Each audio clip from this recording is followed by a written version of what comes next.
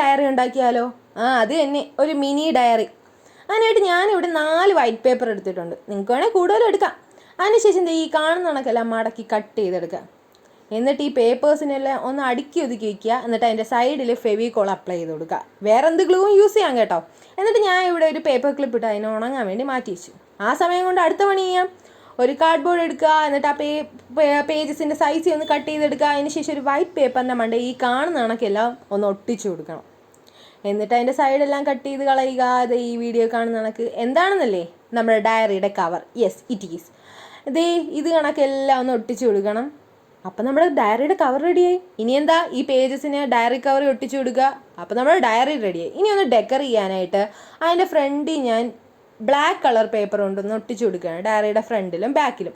എന്നിട്ട് സൈഡിൽ ഞാൻ ഹൈലൈറ്റ് ചെയ്തിട്ട് മൈ ഡയറി എന്നൊന്ന് എഴുതി കൊടുത്തു. അതിനുശേഷം കുറേ കവായ് ഗേൾസിനെയും കവായ് സ്റ്റിക്കേഴ്സൊക്കെ ഒട്ടിച്ചു. എന്നിട്ട് ഇത് കണക്ക് ഞാൻ ഒരു ലേബലും കൂടെ എഴുതി ഒട്ടിച്ചു കൊടുത്തു.